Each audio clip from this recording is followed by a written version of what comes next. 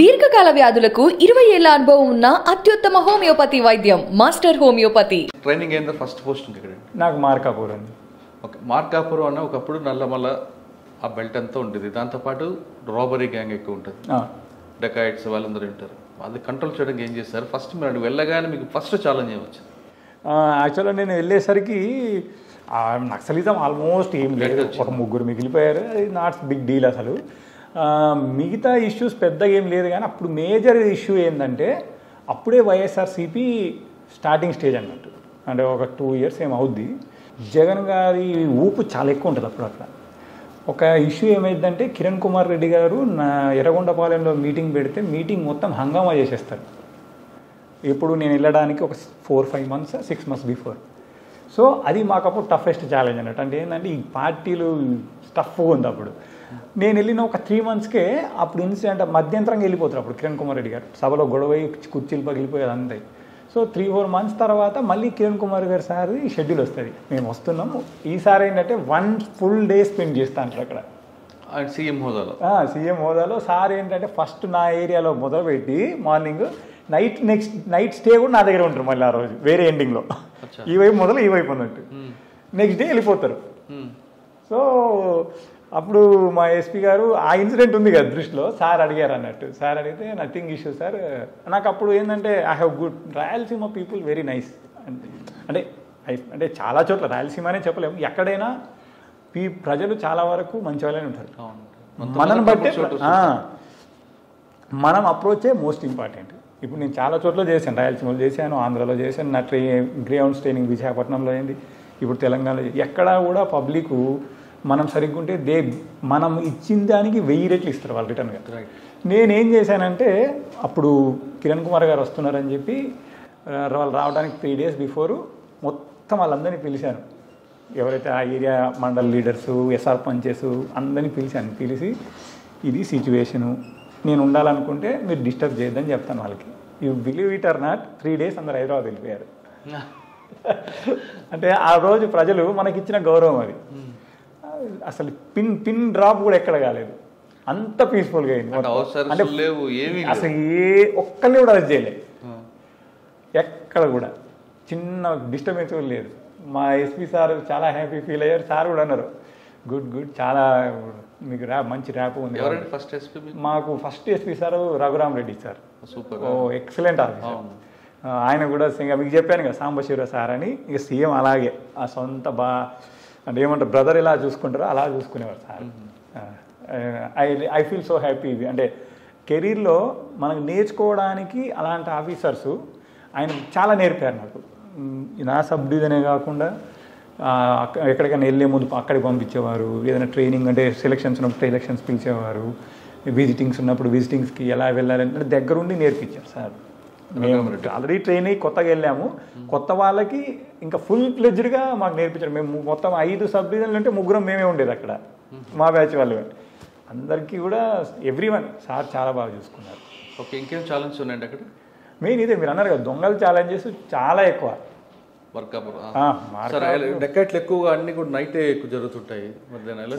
యాక్చువల్గా జరిగేవి అంటే లక్కీలీ అక్కడ ఏంటంటే మీకు మోడస్ ఆఫ్ ఆపరెండి అని ఉంటుంది, ఎంబో.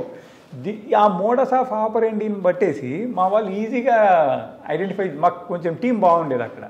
సో చాలా వరకు అఫెన్సెస్ అన్ని డిటెక్ట్ చేయగలిగాము, at the same time control చేయగలిగాము.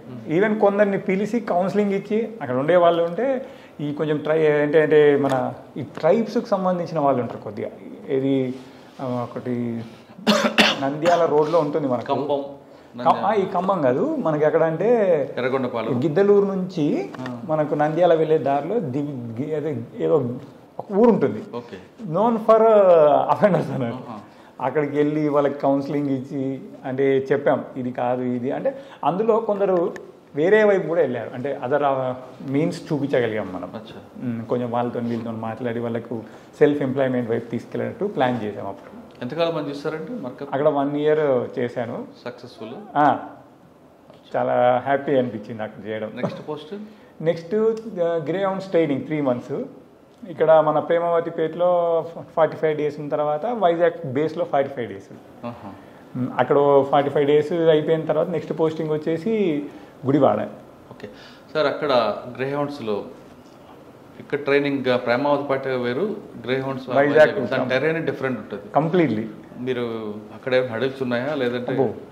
Actually మీకు తెలంగాణ టెరైన్ అనేది చాలా సాఫ్ట్గా ఉంటుంది, but when you go to Andhra AOB terrain మొత్తం హై పీక్స్ ఉంటాయి. మీకు మూమెంట్ అనేది చాలా కష్టం, మూమెంట్ కష్టం. దాంతోపాటు అలా ఒక్కో సందర్భంలో ఏదంటే డెడ్ ఎండ్కి వెళ్ళిపోయేవాళ్ళం. కొండపైన అలా నడుచుకుంటూ వెళ్తే డెడ్ ఎండ్కి వెళ్ళిపోయేవాళ్ళం, అక్కడ ఇంకేం ఉండకపోయేది.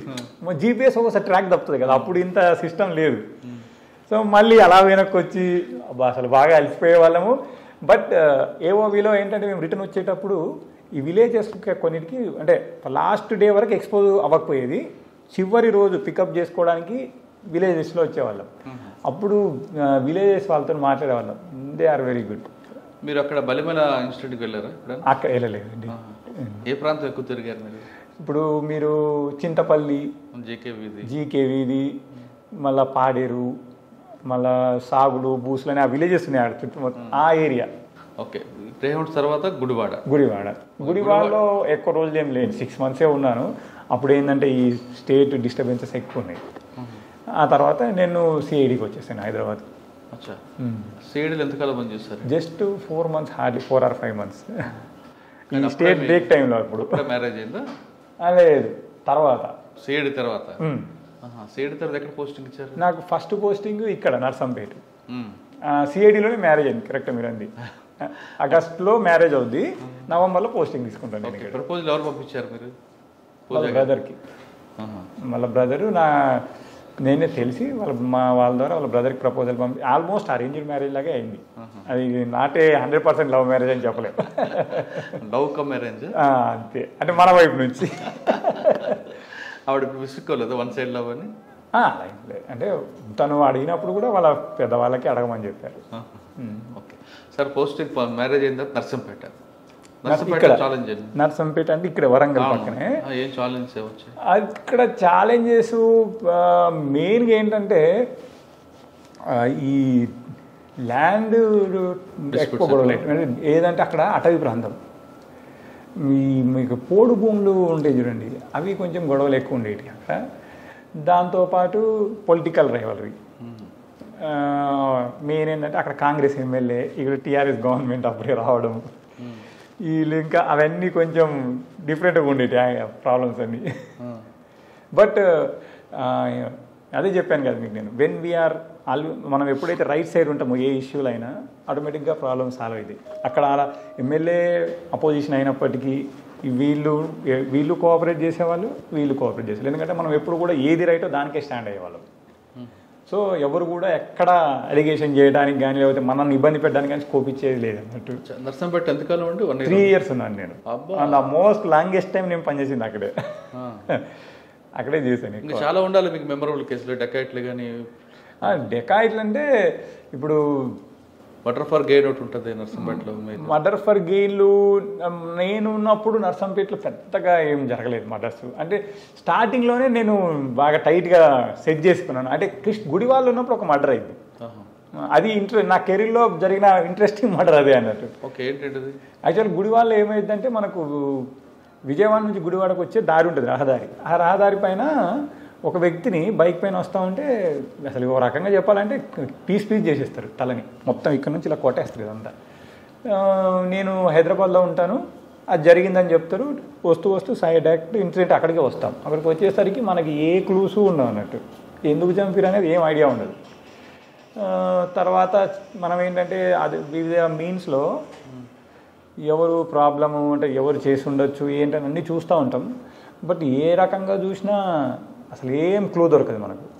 తర్వాత ఏం చేస్తామంటే ఒక 2 days తర్వాత 3 days తర్వాత చూసినప్పటికీ ఏ క్లూ రాకపోతే మళ్ళీ ఒకసారి సేమ్ మర్డర్ జరిగిన ప్లేస్కి వెళ్ళి నైట్ టైం అన్నట్టు, నైట్ టైం వెళ్ళేసి అంటే వెహికల్ మూమెంట్ ఎక్కువ ఉంటుంది. నైట్ టైం వెళ్ళి మొత్తం టార్చ్ లైట్ పెట్టుకొని క్షుణ్ణంగా పరిశీలిస్తాం అన్నట్టు. పరిశీలిస్తే ఒక కీ దొరుకుతుంది మనకు అక్కడ. ఆ కీ ఎవరిదై ఉంటుందా అని చెప్పి ఇప్పుడు మనం ఈ సస్పెక్ట్ లిస్ట్ ఒకటి పెట్టుకున్నాం, అదేంటంటే బైక్ కీ. ఆ సస్పెక్ట్ లిస్ట్ పెట్టుకొని ఎవరు ఆ టైప్ ఆఫ్ బైక్ యూజ్ చేస్తారా అని చెప్పి మొత్తం చూసిన తర్వాత అందులో కొందరు ఉన్నారు అన్నట్టు, ఒక 7 or 6 సేమ్ బైక్ యూజ్ చేస్తారు. సేమ్ బైక్ యూజ్ చేసి దాంట్లో ఒక్కొక్కరిని మనం టిక్ చేసుకుంటూ ఎవరై ఉండొచ్చా అని చెప్పి ఫస్ట్ లాస్ట్ దానికి 2కి మినిమైజ్ చేసాం. 2కి మినిమైజ్ చేసిన తర్వాత ఫస్ట్ చాయిస్ ఎవరిని తీసుకుందాం అని చెప్పి ఒక్కళ్ళని తీసుకొచ్చి అంటే మనకు ప్రాబబిలిటీస్ తెలుస్తాయి కదా అతనే అయ్యి ఉండడానికి అని అతను తీసుకొచ్చి మాట్లాడుతూ అతను ఫస్ట్ మా వాళ్ళు కూడా ముందు ఒకసారి పిలిపించి మాట్లాడితే ఏం చెప్పడు. ఆ రోజు మాట్లాడుతూ నేను అంటాను, మీ బైక్కి మీ దగ్గర ఉందా అని అడుగుతాను. ఫస్ట్ అడిగితే అతను నా దగ్గరే ఉంది సార్ అది ఇది అని చెప్తాడు. ఓకే ఒకసారి ఇవ్వండి అని అంటే అది తీసిస్తాడు. అది ఏంటంటే ఫ్రెష్ కీ ఉంటుంది అన్నట్టు, దానికంటే మిగతా కీస్ అని ఓల్డ్ ఉంటే అదొకటి ఫ్రెష్ కీ ఉంటుంది అన్నట్టు. ఇది పాతదానిలాగా లేదు, ఇంట్లో అన్నీ పాత, ఇది లేదు సార్ ఎప్పటి నుంచి అదే వాడుతున్నా అంటాడు. అట్లే అబద్ధం ఎందుకు చెప్తావు, నీ పాతకి నేను ఇవ్వనా అని అడుగుతాను. అనగానే కాలు పట్టుకుంటాడు, సరెండర్ అయిపోయాడు. అంటే చూడండి, అంటే మనము ప్లేస్ ఆఫ్ అఫెన్స్ ఎంత ఇంపార్టెంట్ అన్నాడు, సీన్ ఆఫ్ అఫెన్స్ అనేది ఎంత ఇంపార్టెంట్ అనడానికి 3 days ఎన్నో రకాలుగా మనం హార్డ్ వర్క్ చేసినా దొరకలేదు మనకు. అదే సీన్ ఆఫ్ అఫెన్స్ని క్షుణ్ణంగా పరిశీలించడం వల్ల ఒక చిన్న క్లూ తోటి కేసు డిటెక్ట్ అయిపోయింది కంప్లీట్గా. ఎవరు సరెండర్ అయ్యాడా? అతనే సరెండర్ చేశాడు. యాక్చువల్గా ఏంటంటే అక్కడ వీళ్ళ వైఫ్ తోటి వాడికి ఇల్లీగల్ ఇంటిమసీ ఉంటుంది. డిసీజ్డ్ వైఫ్ తోటి అది వాడు మనసులో గ్రడ్జ్ పెట్టుకుంటాడు. ఎలాగైనా వాడిని ఏదో చేయాలని ఎప్పటి నుంచో థింక్ చేస్తాడు. ఇంకా తట్టుకోలేకపోతాడు అన్నట్టు. చాలాసార్లు చెప్పి చూస్తాడు, బట్ దట్ ఫెలో మారకపోయేసరికి ఇంకా ఇది కాదు పరిష్కారం అని చెప్పి చంపేస్తాడు అన్నట్టు. ఈ కొబ్బరి బొండాలు చెక్క కత్తులు ఉంటాయి కదా, దాంతో నరుకుతారు. లిటరల్లీ ఆ రోజు నిన్న అంటే ఇలా పట్టుకొని లేకపోతే ఇక్కడ మాత్రం వేలాడుతుంది బాది హెడ్, అంతలా నరికారు అన్నట్టు బాడీ. ఒక్కడే అనే టీం, టీమర్ 3 మొత్తం. వాళ్ళ బావమరుదులో 2, ఇతను ఒకతను. డిసీజ్డ్ వీడు అక్యూజ్డ్ వైఫ్తో ఇల్లీగల్ ఇంటిమేట్. ఎస్, అది అంటే మీరు అందులో చెప్పాల్సింది ఏంటంటే ఎన్నిసార్లు మనం రిపీట్గా చూస్తుంటే సీన్ ఆఫ్ అఫెన్స్లో అంత దొరుకుతుంది. అంటే అక్యూజ్డ్ అంటే అంటే మన పోలీస్లో ఒక ఓల్డ్ సామెత ఏంటంటే ప్రతి ముద్దాయి అంటే ఎవరైనా తప్పు చేసే వ్యక్తి ఏదో ఒకటి వదిలేసిపోతాడట తనకు తెలియకుండా. అది అంటే నాకు ఆ విషయంలో నిజమైంది ఒకటి నేను చూసిన కేసులు. కానీ సాధారణ కొంతమంది ఆఫీసులు ఏమంటారంటే టైం పెరుగుతుంది కొద్ది క్లూస్ పోతుంటాయి. ఎస్, అది 100%. మనము అఫెన్స్ అనేది ఎంత తొందరగా దాని ఎంట పడితే అంత తొందరగా డిటెక్ట్ అవుతుంది. If you lose the time it will become complication. అది ఇంకా లాస్ట్కి ఏమంటారు కోల్డ్ స్టోరేజ్కి వెళ్ళిపోయే పరిస్థితి వస్తుంది. ఇక్కడ మీకు నర్సంపేటలో ఏమైనా దొరకలేదా? మర్డర్ ఫర్ కాదు కానీ వేరే మంచి మర్డర్ ఫర్ అంటే ఇక్కడ కొంచెం ఇవి ఉండేటి ఏంటి మన ఈ చిల్లర మావోయిస్ట్ కాకుండా అది ఏమంటారు మనకు జనశక్తి అని అలాంటి ఎన్డీ అంటారు, డెమోక్రసీ, న్యూ డెమోక్రసీకి సంబంధించిన ఈ దళాలు ఉండేవి అన్నట్టు.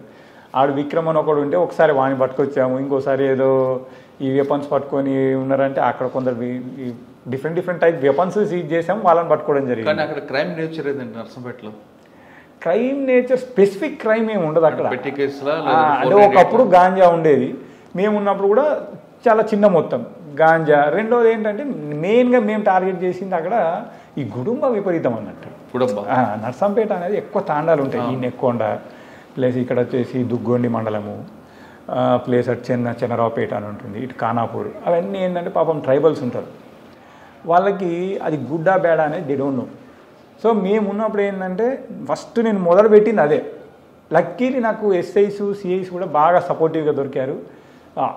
అదే టైంలో మాకు అంటే గవర్నమెంట్ కూడా తెలంగాణ గవర్నమెంట్ అప్పుడే రావడము, కేసీఆర్ గారు ఏం చేశారంటే నోనో దీన్ని మనం పూర్తిగా ఎరాడికేట్ చేయాలి, వీళ్ళకి మనము ఏదో ఒక సోర్స్ అదర్ చూపించాలని చెప్పడము. ఇక్కడ జిల్లా కలెక్టర్గా వాకటి కరుణా మేడం గారు ఉండే, దాదాపు ఐ రిమెంబర్ ఈ రోజు కూడా 264 ఫ్యామిలీస్కి సమ్ అదర్ మీన్స్ చూపించి we have complete tried to eradicate. అంటే 100% ఎరాడికేషన్ చేసామని మేము చెప్పలేను, but I can say 92-95% we have done it.